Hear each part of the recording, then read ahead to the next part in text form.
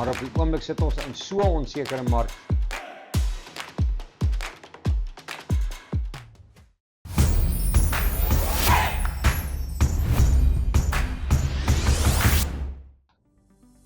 Goeiedag en dit is weer so lekker om met die boere te gesels, maar die boere met die sagte kommoditeitspryse bly absoluut onder druk.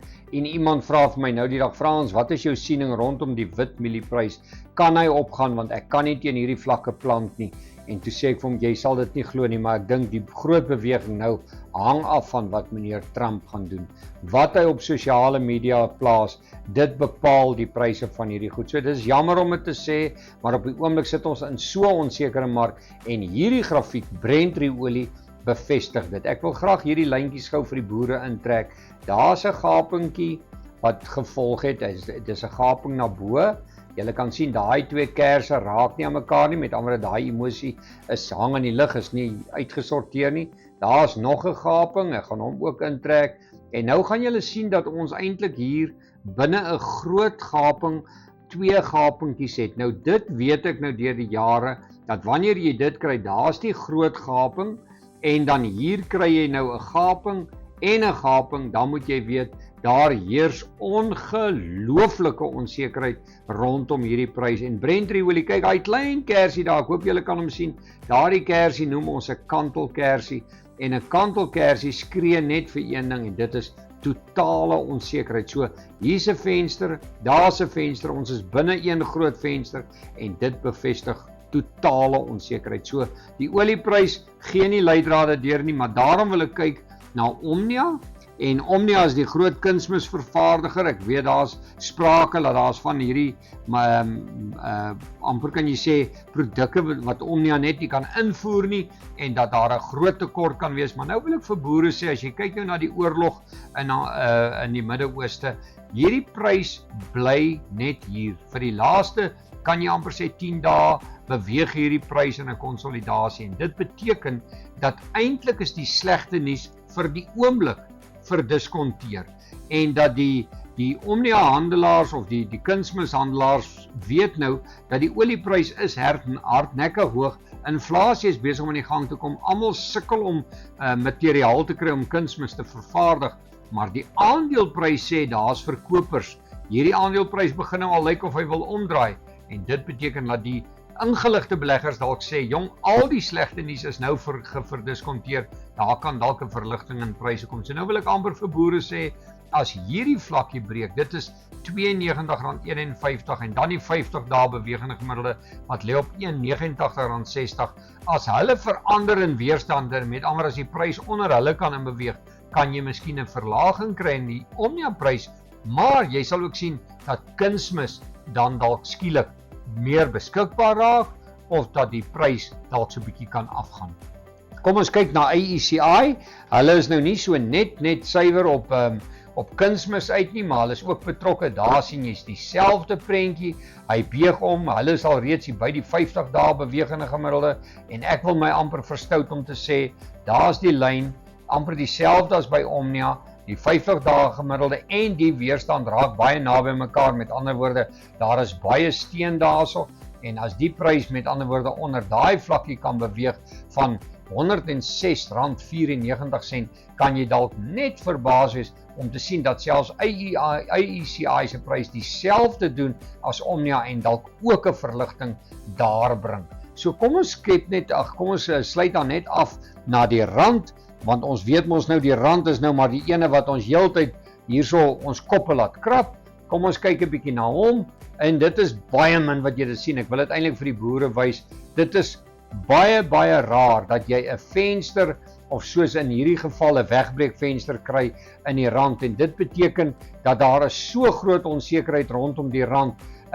Daar's 'n venster daar, daai venster lê tussen R17, R16.50 en hy sluit by R16.47.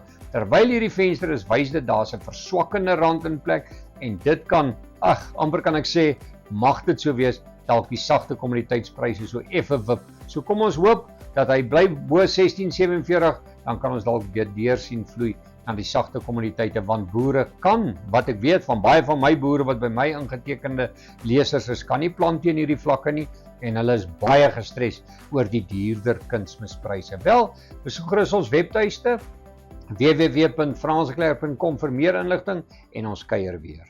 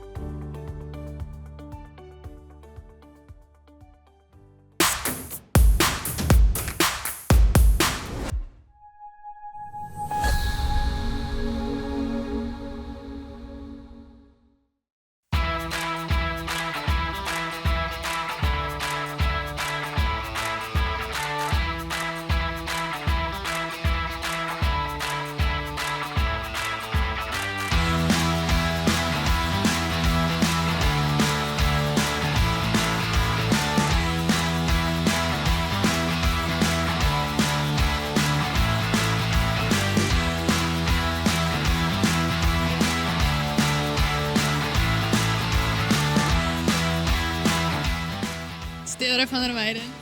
Is Ruben Oukamp hier so. Ek dink dis lekker om hier te wees vandag want ons almal wat hier so is maar 'n bietjie onseker oor wat die toekoms vir ons inhou en die mark waar ons is en die plek hier so het baie geleenthede en ons weet nie eintlik presies wat ons wil doen nie en ons weet ook nie of ons nagraads wil doen nie en of ons onmiddellik wil werk in die internship. So ek dink ons is maar hier om te hoor wat almal se opinies is en dan op die einde van die dag maar ons eie opinie te vorm oor wat hier so is vandag. Maar ja, ons wil eintlik maar net weet wat eintlik in die industrie aangaan, want ons leer baie en nie leer baie wat daar buite aangaan nie. So ons hoop eintlik maar net om 'n bietjie kennis op te bou en kontakte te sien met die mense hier buite. Ek dink Ruben het nou al meestal alles nou al gesê, maar ja, ons twee as finalejaar studente wil veral nou sien wat se geleenthede is hier so hierdie companies wat ons nou het, wat ons nie eers van geweet het nie en net bietjie meer uitvind. So I am a final year animal science student at the University of Pretoria. So the reason why I'm here is because I wanted to gain understanding on what happens in the industry because I mean at school the only thing you focus on is theory.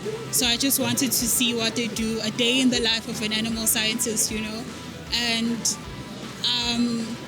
what I learned so far is that there are so many things you can do as an animal scientist, not just focusing on one species, on just feed and smallholders also being a focus, which is what I wanted to mostly learn about because that's my passion. That's what my honors research is focused on. And there's still so many companies I still need to go to and just get information on what's happening there. But I'm excited. My name is Sarah Harrison. I am a product manager at DeHace, and today we are at the SAS Student Day, hopefully inspiring the future minds of the animal science industry. DeHace loves to get involved in days like this. It just gives us an opportunity to not only put our name out there, but also meet the young individuals that are interested in our industry and get them excited on what there is out there. Today we spoke a little bit about what a day in the life of working at DeHace looks like, spoke a little bit about how I ended up in the current position that I am, and overall we looked at what DeHace internationally has to offer, as well as the job opportunities and careers within South Africa. A highlight of my day was meeting a lot of the young students and seeing where their passions and interests lie. And I really enjoyed seeing a lot of the other people from the industry. We don't get to see them very often, so for everyone to get together, it's always a big party. My message would be, and I know they've heard it a lot today already, be confident. You're going to be put out of your comfort zone a little bit, but that's okay. Talk to the people, ask the questions, and don't worry too much about if you say something wrong or if you ask the wrong question. Highlight for today, I think for the students it should be finding out what their CV and how to do it correctly. But for me, I think it was really positive to see who's coming into the industry in the next year or two. And looking forward to meeting them as soon as they do come in and hopefully working with a few of them. We come from a company called Inqaba Biotech. So what is Inqaba Biotech? Inqaba Biotech is an Africa's genomic company where we provide services through our labs we also provide and distribute products through our labs, products to support the molecular biology workspace. The best part about today is that we've met lovely students who are very ambitious and wanting to know more, very curious, and then they wanted to know more, especially about what we have in our labs and what kind of job opportunities that they can get from us. Vandag het definitief die gap vir my toegemaak oor hierdie industrie. Dit het my geleer dat dit nie net oor landbou gaan nie, maar dat dit ook 'n besigheid is waarna ons moet werk en dat ons altyd nog challenges het en dat ons net nog skills kan leer en kommunikeer. So what I learned today is that as an animal scientist, there's more to the job than you can think. So many companies offer different things and there's still so much to learn. Even if you're qualified, there's still more learning to do. And yeah, that's about it.